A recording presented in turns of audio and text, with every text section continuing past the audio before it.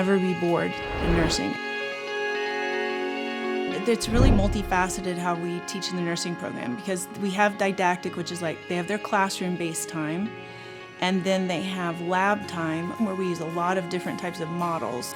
Besides simulators that are mannequins, it could be virtual reality headsets, it could be screen-based simulators, and then they also have clinical time. In your second and third semester, you get to go into the hospital and really practice hands-on skills. Everyone is really excited about the nursing students, and a lot of our knowledge comes from the clinicals.